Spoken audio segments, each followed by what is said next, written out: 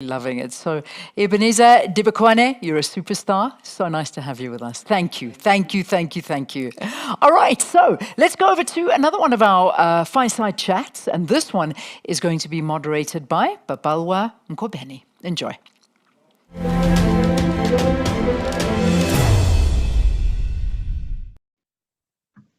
A very good afternoon to you, ladies and gentlemen. We believe that you are still enjoying the 2021 Standard Bank Top Women Conference. Right now, we bring you a very interesting topic, being an entrepreneurial influencer, why authenticity sells. And of course, we're having this conversation with none other than Aisha Baker, who's the founder and owner of Baked Online, one of SA's most beloved influencers. Aisha is an award-winning digital content creator, an entrepreneur and businesswoman. Without any further ado, good afternoon, Aisha. How are you? Hi, I'm good, thanks. How are you? Good to see you. Thank you so much for your time. Aisha, we've got over 10,000 entrepreneurs, women entrepreneurs across the continent that are really listening in, tuning in right now to hear from you. You've been in the game for quite some time now and you wear a plethora of hats. In your own words, what would you say you do for a living? Okay, so I've been a social media influencer for, I think it's 12 years, well, since 2019, when I was just 19 years old. I'm now 31. I do quite a lot now, but I started out as a blogger, and I don't know if anyone remembers what that was, but that was my first career.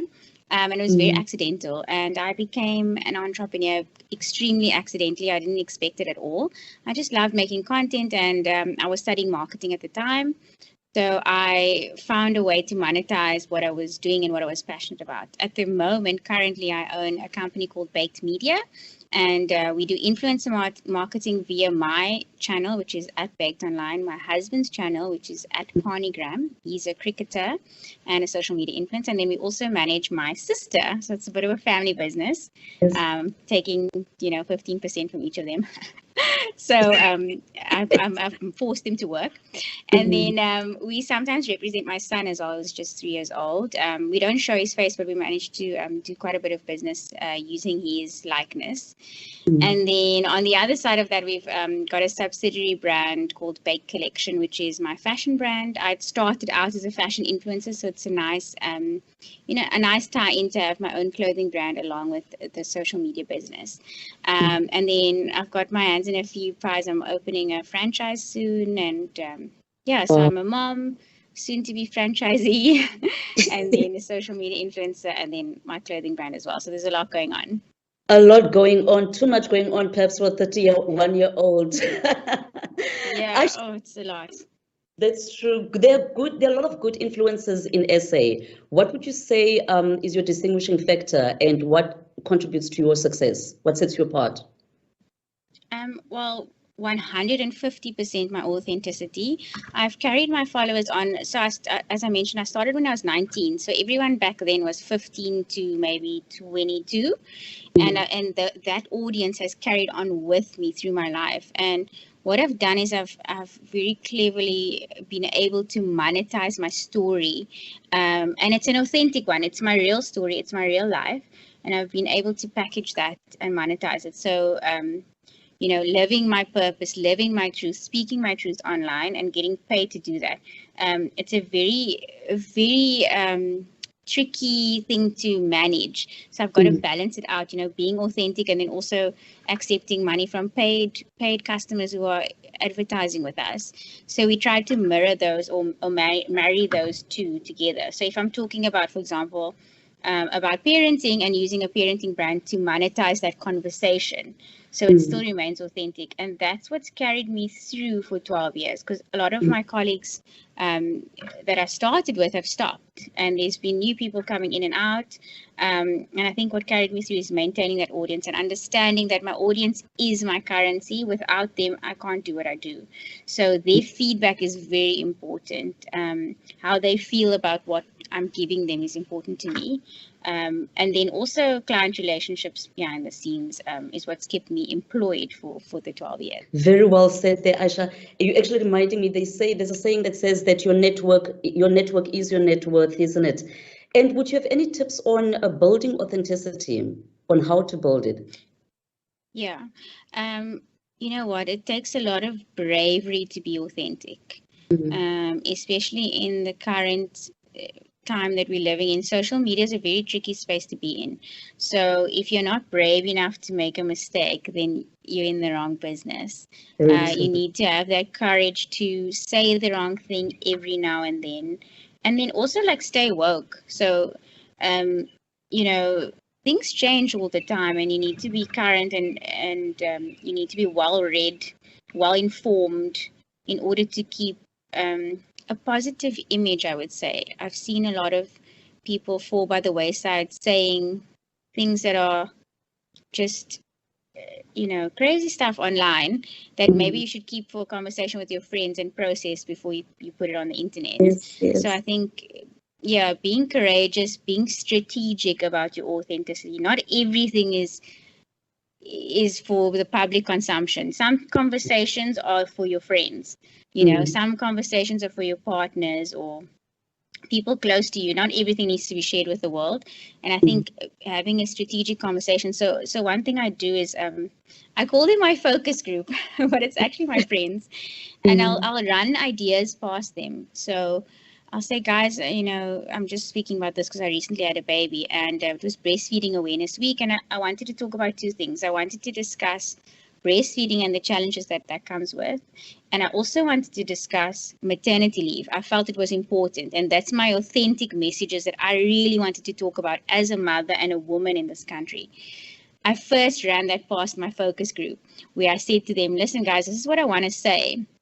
Where's the emotion? Where's the purpose?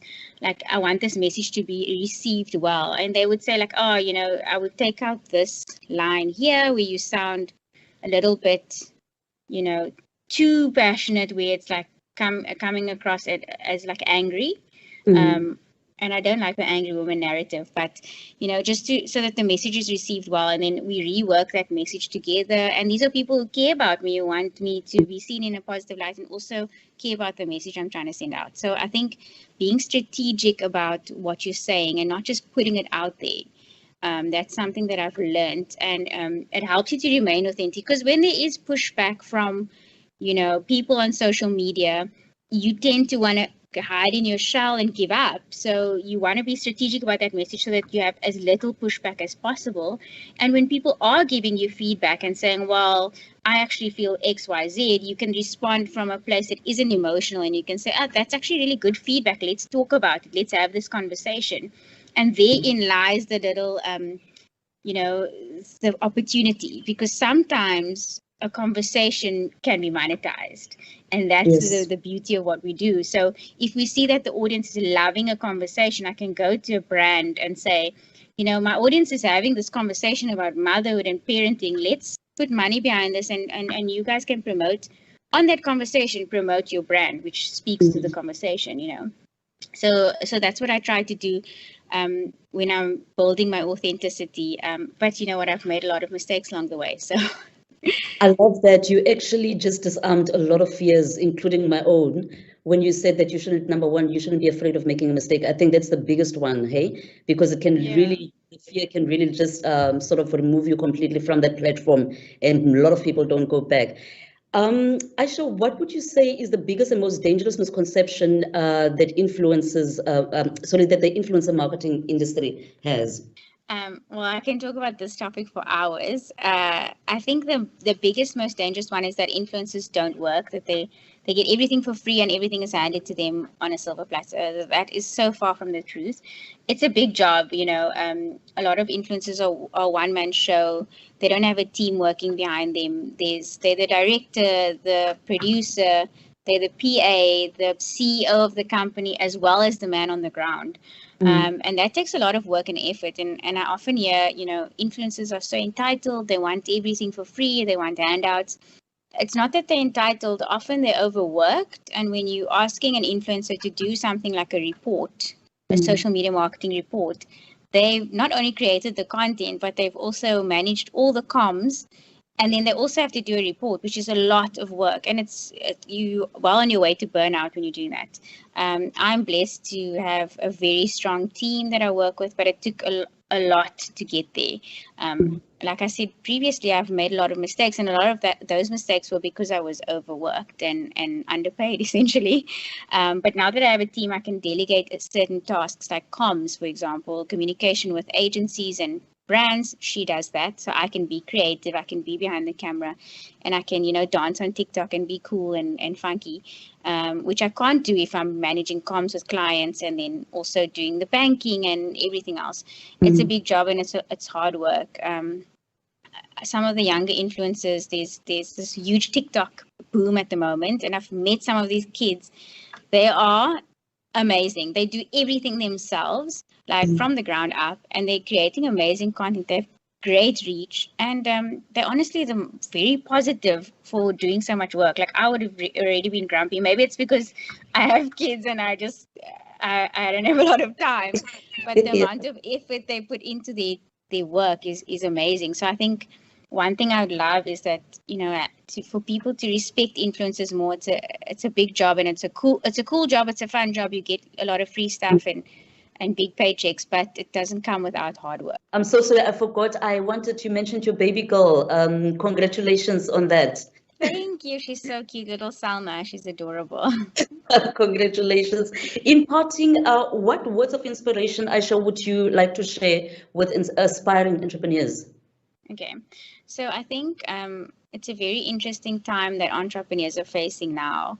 I just chatted to one of my clothing manufacturers, and she said what she's finding with her clients is that there's this huge push to be front-facing, right? Before you could have a business and not really be seen, you could kind of work behind the scenes. And I think a lot of entrepreneurs are feeling that anxiety of having to be online as themselves. And I would love to leave some words of encouragement to get out there and tell your story. There's a reason you started your business. Don't be afraid to get out there on social media. If it's writing a caption and posting your face, customers want to see the person behind the company. They no longer want to just blindly buy. I want to know who's the CEO of this company. Who am I supporting, and what is their story? Do they align with me? Do they align with my values? And that's a huge push with Generation Z customers and millennial customers. What they're wanting is they want to know more about you. They want to know your journey story. How did this product come into fruition? And don't be shy to tell that story. Like, own your story and share it with pride. Always be strategic, of course, and calculated when you're sharing this information. But I think I want to encourage entrepreneurs to be more out there. Put yourself out there, put your story out there, be proud of your business, and you will attract more customers. You'll attract customers who come back. We've seen this with our clothing brand. We show them who's talking to them. They know they're talking to Taylor. They know they can come to her on the WhatsApp line for styling advice. They know me. They know where the stuff's being made. So they buy in and they come back every time. And so that's my little bit of imparting knowledge. Thank you so much for your time, Aisha. Really enjoyed the time with you. Thank you, ladies and gentlemen. That was Aisha Baker, one of South Africa's beloved influencers. I hope you enjoy the Standard Bank Top Women Conference further. Thank you.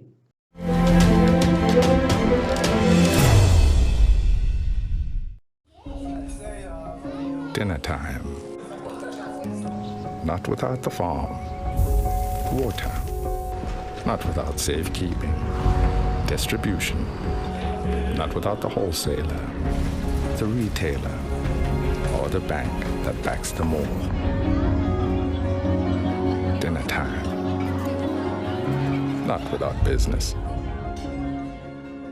Standard Bank, it can be. Babawa, thank you so very, very much for that. I must say, these influencers and all of the things that are associated with it is very, very hard. It is a lot of hard work. I mean, when you've got to come up with this content, something fresh, something new all of the time, it's not easy. So, yeah, when we heard Aisha saying that it is not easy and people think that this is just, work for nothing, it's not. Believe me, the work there is a lot. So, Aisha Baker, CEO and founder of the Bake Collection, thanks as well for all of your wisdom and for chatting us through that. Now, next panel discussion. Here we go, moving into the content that is called A Roadmap to Entrepreneurial Success, Powerful Strategies from the Top for building a high-profit business. This is advice that we all want and a topic, no doubt, you are going to definitely look forward to. So here is Zanele Morrison once again, Director, Search Partners International and Corporate. It's over to you.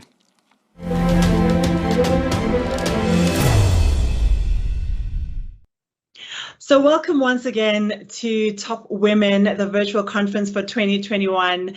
Every single conversation has been so carefully built with the best speakers in mind to give you context as to how women are doing in the business world. Now, it's about gaining the confidence and the courage for us to step out and think like entrepreneurs. But what does that exactly entail? So I want to start off with you, Sodfa, because you're so close to entrepreneurism. Tell me about this mindset we need to be espousing as women. Thank you very much. It's absolutely an honor being here today. And indeed, as you have mentioned, such platforms are really relevant and important to highlight women in entrepreneurship, but foremost, just women are changing the status quo and changing the narrative. As it was mentioned, my name is Sodfa, and I'm the founder and executive director of the African legal think tank on women's rights. And I started this journey during COVID-19, which a little bit showcases how COVID was a challenge, but also an opportunity. I've been within the legal and development space for, I would say, a good 5 years. And I was realizing that there is an issue when it comes to dissemination of information and simplification in terms of when we reach out to women, when we tell to women what are their rights. Very often we use these academic words. And as a result, there is a fragmentation when it comes to the discourse and conversation, what we call advocacy or empowerment. Within that context, I founded the think tank, and I'm very glad it was a success. I was even myself amazed by the journey. And I think the peculiarity of the think tank, not just on the fact that we hire, of course, African experts and African women, but foremost that we dismantle this narrative of locals and internationals. Maybe in some aspects of entrepreneurship, it's not familiar, but in the development world, it is. Based from where you are from, you are paid a certain level or a certain amount. I wanted to dismantle that. So I'm using, let's say, international rates to pay women for their highest level skills. And another peculiar thing is that I try my best to hire young women under 35. I was myself very blessed of being given opportunities as a young woman. And so I want to give back the same blessing that I had. So I started with this mindset, and I'm very happy to be in this conversation because even though my background is not in business, and I look forward to hearing from these amazing women, something that I know for sure is that entrepreneurship is the next level to achieve equality. There is no gender equality if we don't have economic justice. So seeing these incredible women doing the work they are doing, it's for me a learning session. I'm very excited to be here because I'm actually learning from all of you. What do you think we would like women who are wanting to get into the entrepreneurial space, who are already in the entrepreneurial space, to really value about South Africa as a market and how they should think about it locally as well as globally?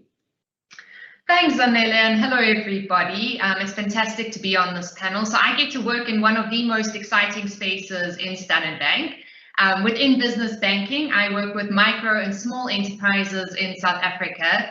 And with that, I really get to see a very wide range of businesses, how they do, how they succeed, and also sometimes how they fail. So where they get it wrong and where they get it right. And I think that's really helped to build a very key indicator of what works within the market as well. And then, of course, being a woman in business as well, myself, I think there's a lot of learnings that I have from that at the same time.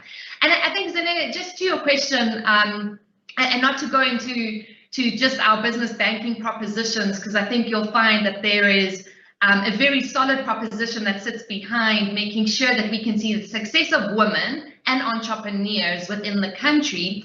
But if I just take a step back and also think about mindset as well, that Sadhva started touching on, and what I see, at least from a mindset perspective when it comes to business owners, is the greatest mindset that I have seen is that there is no business with no customer. And I've really seen how business owners rally around their customer being absolutely everything, and how that creates a trajectory to success. Very often we also see businesses that want to do things their way, or they want to break out of a corporate cycle, and they want to be their own boss. And very quickly you realize that your customer is in fact your boss, and really working around what it is that your customer needs in the best way possible is what helps to create that success. And then knowing your story, knowing your clients, and knowing what works best for your clients helps you to really articulate that start and then that growth from there as well. And then one other thing, Zanele, maybe just before also allow the rest of the ladies to come in here with many of their fantastic thoughts, is another thing that I've seen from a mindset perspective, and you touched on this in your question to me, is looking local, but also looking beyond local and current market. I think if COVID-19 has taught us anything, is that the world is an exceptionally small place. We are doing things virtually here that we have never done before. I mean, even if we just look at the session that's being held last year and this year with Top Women, if we look at everybody that's sitting around this virtual table, how we've been able to come together in a way we've never come before. And it's the same in business as well. There are new doors that have opened that have never been there. And one of the things we've seen, and particularly within the last 2 years, is how much relevance we have globally, even within our local context. Particularly things like IT services, shared services offering, skilled resource businesses. We're really able to deliver a fantastic service that's cost effective with exceptional talent, and it makes us really globally relevant. So it's closer on our doorstep than what we think.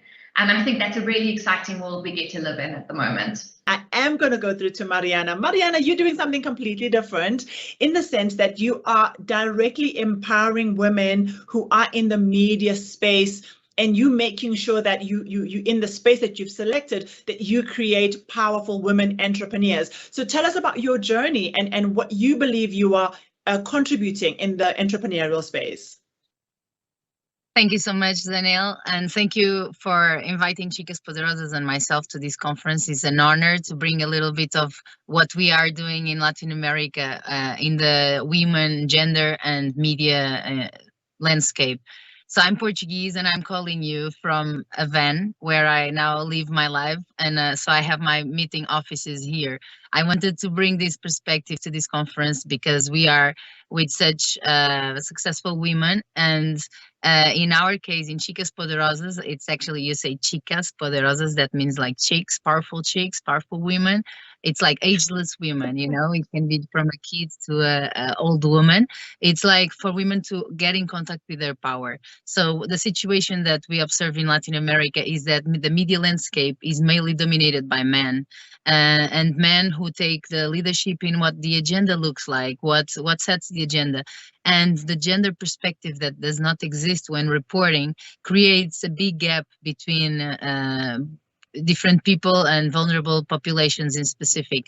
And the work we have been doing is that we believe that in order, and this comes back for the entrepreneurial mindset, for the, you know, proactive, driven attitude of making and being the change. So in Chicas Poderosas, we empower women journalists, and now we have extended our mission to cover as well, not only women, but non-binary people, indigenous populations, Afro-descendant communities who are not represented in the medias in Latin America. Although these countries are made out of such a diversity of people, it's still a male-dominated agenda.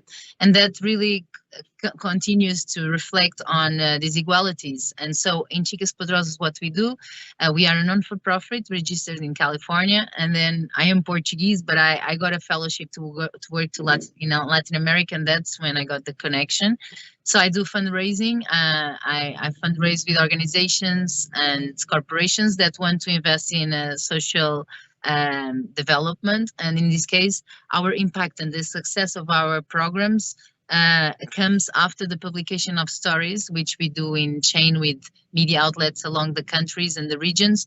So we change the agenda. We are actually inviting women to be part of the agenda setting, to be leaders in this, this journalism work, which is it's a pillar for democracy, and where we need to have our voices heard.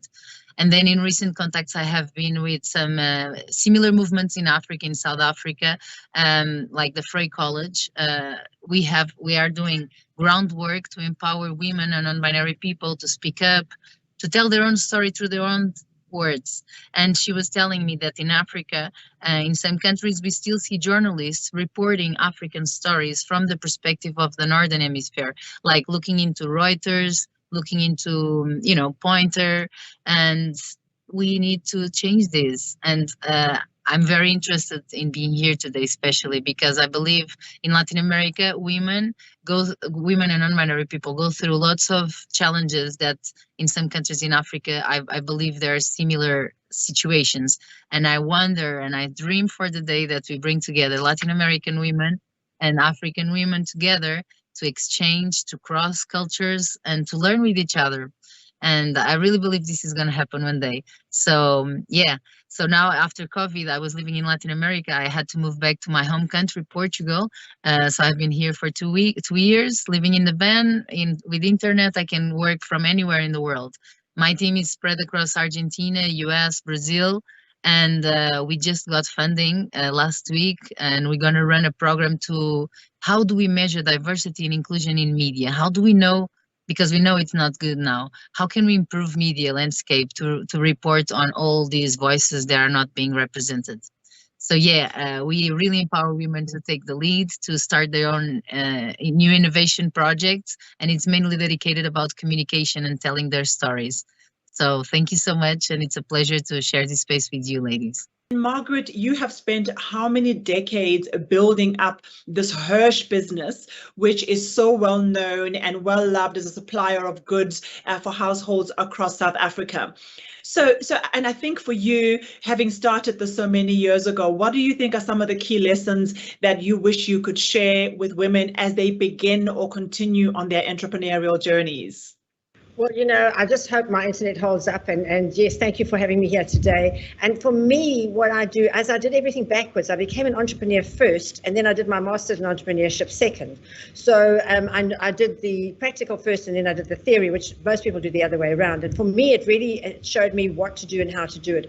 So I work with women around the continent, teaching them how to become financially independent, because a financially independent woman can make choices. She has the choice to stay with a man who's beating her up or leave him if she wants to. She has the choice to start her own business or work for a boss. She has the choice to do anything. And that's what it's all about, is giving women the choice to be able to do what they want to do so that they can feed themselves, feed their families, and have a home for their family. That's what every woman wants. She wants a beautiful home. She wants a fantastic person to share her life with. And she needs to be financially independent to do that, and to provide for her children herself, and not have to rely on any man to do that. So that's what I do. And I take women out of the townships with zero education. They don't have to have any education, and I teach them how to make a living and how to become financially independent. And I have amazing successes. And I think if we can get this through to women around the continent, that they don't need a man, that they can do it themselves. But what is the crux? The 2 words, and only 2 words, that will make a difference between having that financial freedom and not, and that's hard work.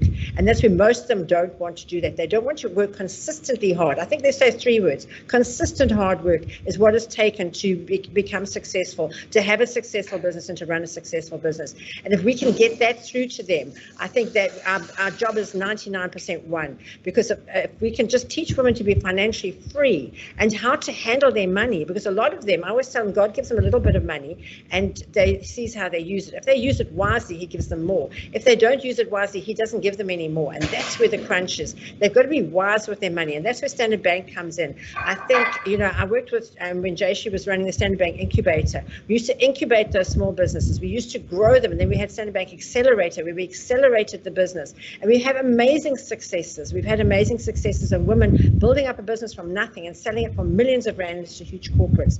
That's what my aim is, to make every woman financially independent so she has choices. Thank you. So maybe I can go back to you, Sotva, and say, do you see women really taking advantage of all that is available for them to be able to make a living, to make money as entrepreneurs or just as women professionals?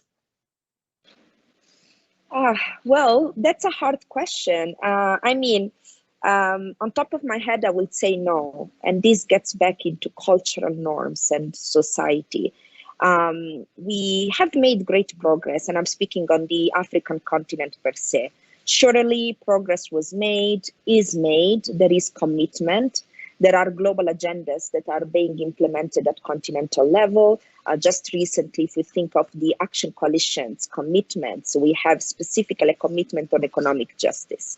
But when we don't touch on ground, and I'm talking at community level, in where women are taught that their journey is marked by the time they find a good man, when they are good wives, they have to be good mothers.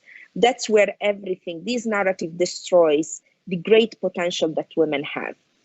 I liked Margaret's story about first the practice and then the theory. We have a specific problem on how we envision education, on how we envision that pathway that has to be followed strictly. We don't give the opportunity for young women and women to be creative, to make mistakes at personal or professional settings and level. So if we think also of new ways also of doing entrepreneurship, leveraging the digital space, we are still not talking enough about the digital divide that is affecting the continent. Yes, indeed, we are all able to be in this virtual setting, but still we are facing challenges. Even myself, where I am, internet is very not reliable.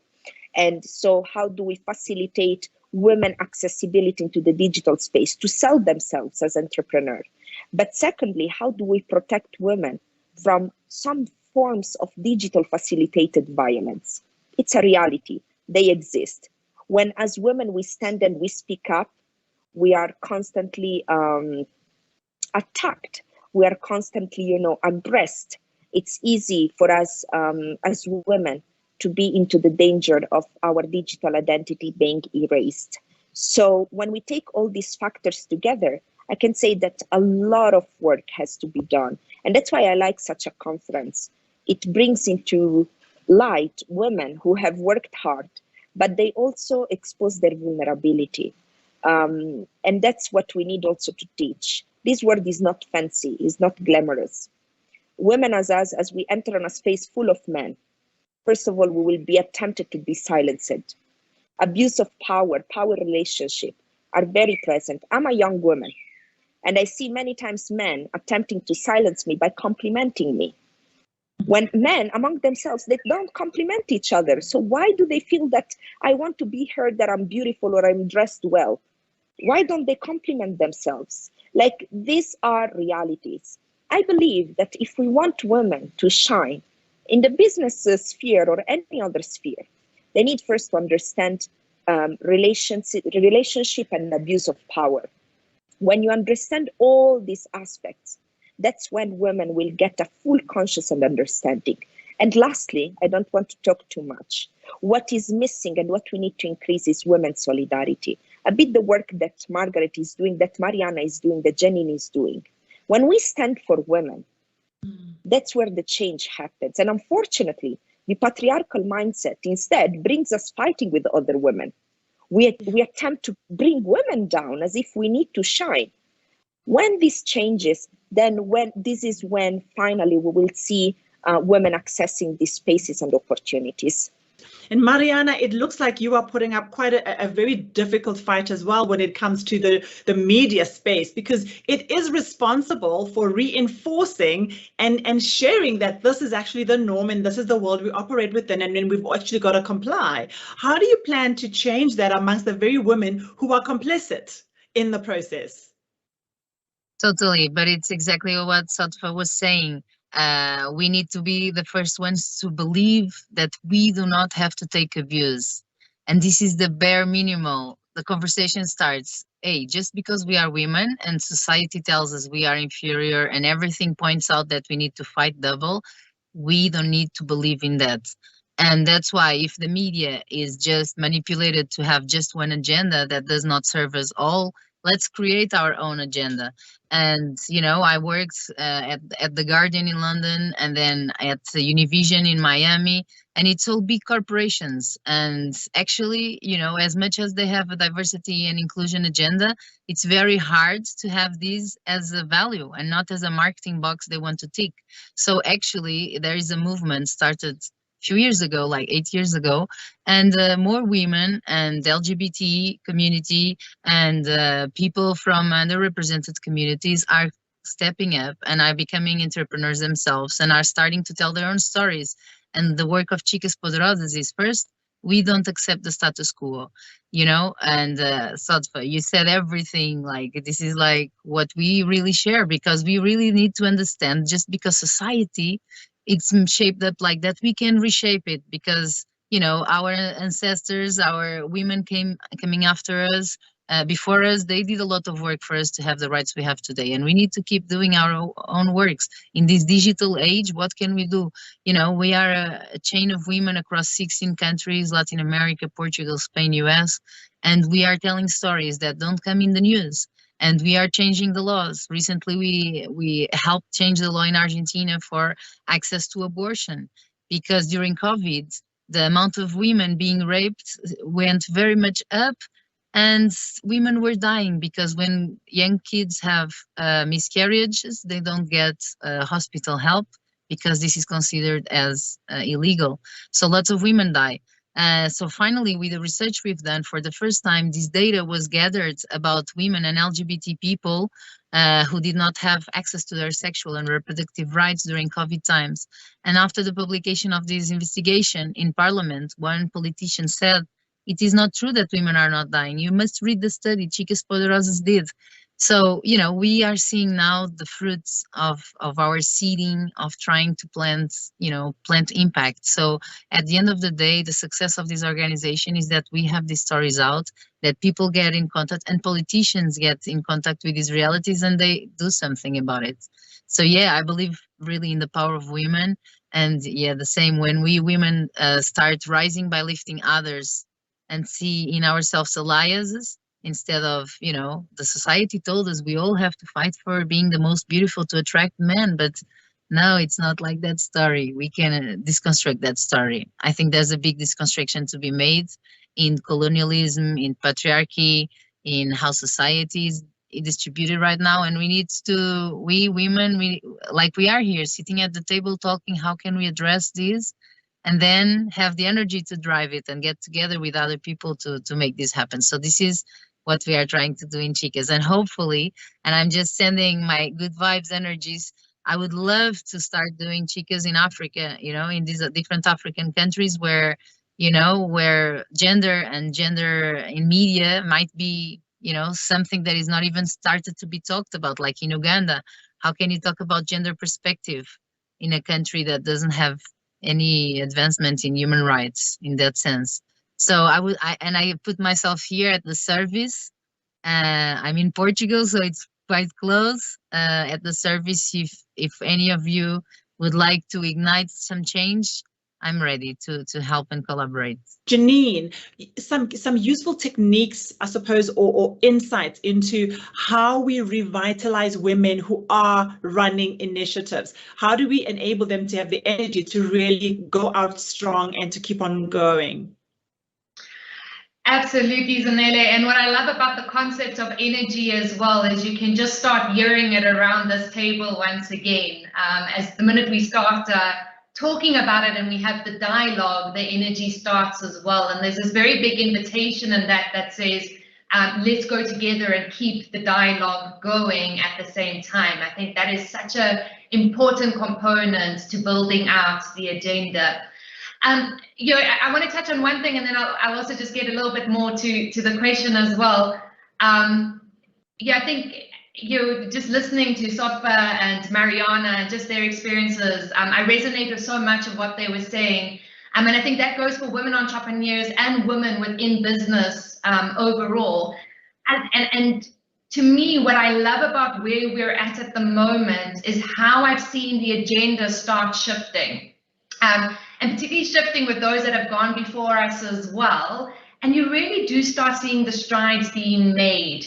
I'm very fortunate myself to have exceptionally strong women leaders within my own environment at Standard Bank that I can really look up to, and that I also want to emulate their type of behaviors as well. Whereas I think when I started my career, I couldn't say the same thing. So you can just see how that agenda has really progressed, and that's something that excites me. And I also see it with those that we are raising now. I'm a mom of 3 young boys, and they have such a different appreciation for women in business, and taking away the narrative that I'm no superwoman either. And I'm not a superwoman because my husband will be the first one to say that he is there as well. And when mommy has to work, well, daddy steps in, right? He's also there. He's fully part and part of the narrative. And that's just something I also wanted to mention, is just what an important role men have within the narrative of who women get to be within the society that we live in today, and how we also raise not only our little girls but our little boys with that same narrative as well as we go. So just one of the thoughts. But Danila, maybe to move into a bit more of the direct question as well that was asked, and just some of the things that we see, and I'm going to get really boring here for just a second. And the reason for that is success to us, and what I've seen in many businesses, takes a step back sometimes into compliance and building a track record. And just what a big part that can play in the life of a business. And I'll quickly use some examples and just what we talk about when we're taking care of compliance and hygiene factors and how that also leads to success. I cannot tell you how many businesses I've seen that have lost out on an opportunity because they haven't had a tax clearance certificate up to date, or they haven't had a BEE certificate up to date, and how that can result sometimes in not getting even to the ground to pitch necessarily. And so really just, again, like I said, taking a step back, thinking about what is it that actually helps us to build the success factors within a business, and to be a successful entrepreneur sometimes means taking care of the small things while you're dreaming big, right? It includes factors like how you're billing and invoicing within your business as well. And I think something that we've really seen and over again with multiple business owners is not to confuse your agility with lack of compliance, right? So you can be agile within your business, particularly because your hygiene factors are sorted. So that's just one of the things that I really wanted to touch on. That I know of the things we don't always like to talk about, but it's something that I have seen that really does help entrepreneurs to get off the ground. So Margaret, you work a lot with really young entrepreneurs, and I think you have a lot to be teaching. What are some of the things that you are trying to let women get on top of in order for them to run these successful businesses? Well, I think first of all, we've got to start in the schools. It's really important that we start in the schools and teach the girls from that age, you know, that they're going to be in business, that there's no knight in shining armor going to come and whisk them off into the sunset, that they're going to have to work, they're going to have to look after their children, and they're going to have to make sure that everything happens and they can take care of it. So I work in the schools with the girls, and the first thing I do is a lot of them, they still have a stigma about their periods. So when they start menstruating, they don't know what to do, they don't know what happened. One girl, mother even gave her a hiding when she started her period, so she didn't know what she'd done wrong. So we go into the schools, we explain to them exactly how their bodies work, how we try and stop them from getting pregnant too soon so that they can take care of the children when they have them. And we also train the boys. I work with a very super guy called Steve who goes in, and we say to the boys, you've got to be respectful to women. A lot of them have not been taught to be respectful to women. That, you know, you've got to treat every woman better than you treat your mother. You've got to know that this is what you've got to do in life. You have to treat women well. They don't have to kowtow to you, and that you are absolutely on an equal footing with them. They don't have to serve you. And I think if we get that in a school level, the women that are coming through are stronger, more powerful, and able to take care of themselves better. The men coming through know that they've got to respect women and be respectful towards women. And I think the place to start is definitely in the schools, without a shadow of doubt. So that's the most important thing. So we give them the girls the reusable sanitary pads so that they know we give them in grade 8 to grade 12, which is when they finish school. They have the reusable sanitary pads which they can use, and they can go to school every single day. So their marks are on par with the boys. Before they were always under because they wouldn't go to school when they had their periods. So that was a very, very big factor, which we've done now. I've given out over 1 million of the reusable sanitary pads in South Africa. So we say to the girls, you teach people how to treat you. The reason the boys treat you like that is you accept it. Do not accept it. Don't let them do this to you. Don't let them say this to you. And when the girls stand up for themselves and have the power and the self-confidence to know that they are enough, and I make every girl write on her mirror, I am enough. And you are enough. You're perfect as God made you. You don't have to be anything else. You don't have to have hair like this one or nails like that one. You are perfect as you are. Go out and be the best you that you can be. And when we get that message through to them, they go forward and they're stronger, and they start out in the world as stronger human beings that can look after themselves. They know they've got to look after themselves. And that's the message that I try and get through to them. On that note, let's have some closing remarks. We've been going in the same order, but for now, I'll let you go first. Who feels inspired to say their last few words to our audience? I'll start, Zanele, and thank you so much just for the opportunity to have been on this panel. I feel like the experiences of the 3 women that have joined on this panel have just been so incredibly and really, really heartwarming as well to listen to you and what you've also overcome. And to me, I think that ties in with my last thoughts as well, is the appreciation of experience and that humility and learning. I think there is something fundamental about that, in that we don't need to go alone, that there are others who have gone before, and there are mechanisms to tap into that. I mean, Margaret's just mentioned one of those at 11 o'clock on Fridays. There's experience to tap into there, and really being able to have the humility to appreciate that as well. Thanks. Thank you, Janine. Thank you so much for your closing remarks. Who wants to go next? I'll go next. And I think as women, we have to understand that you can have anything that you want if you help enough other women to get what they want. And I think the time as women work together, supporting each other, in the old days, I always say girls fight, but women support each other. And it's so important that we support each other.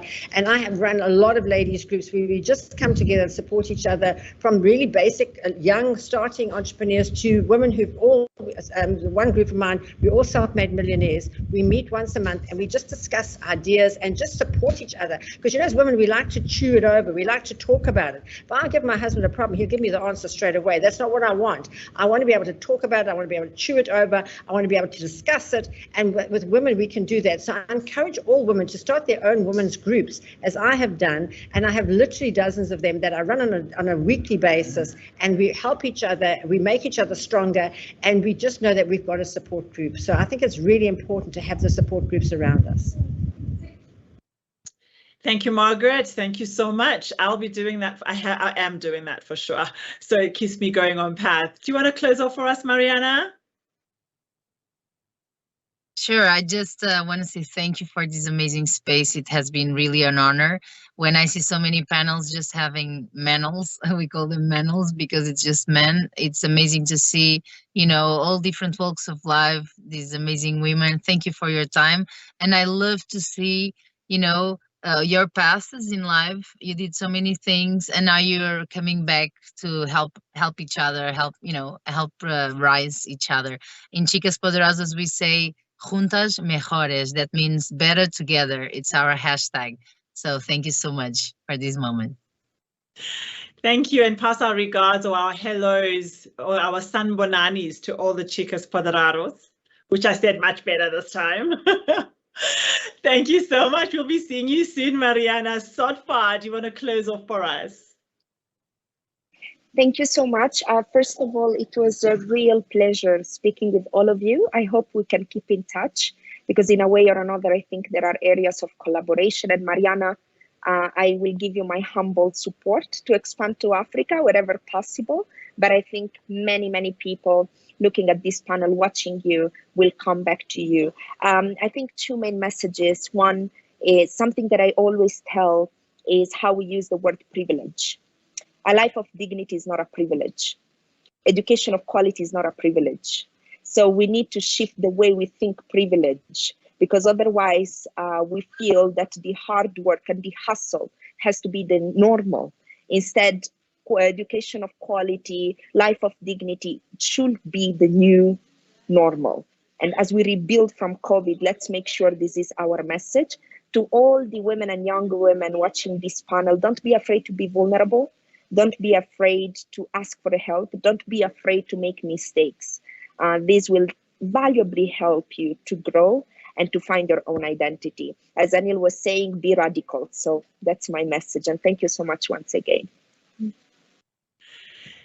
Thank you so much to each and every one of you. Definitely, we've created another group of sisters who are going to be staying in touch, supporting and elevating each other and continuously learning, which never ever ends. And we hope that as you've listened to the conversations, they've come naturally. We've given you the best of what was required from us today. Take that which you need and go ahead and prosper and make a difference, not only in your own life, but in the life of others. Thank you so much for joining us, and we'll see you in the next conversation.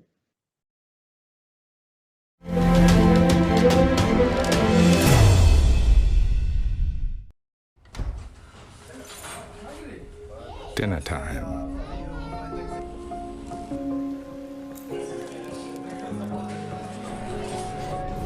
Not without the farm. Not without water, fertile ground, or machines to plow it. Not without safekeeping, distribution, and a top-up every now and then.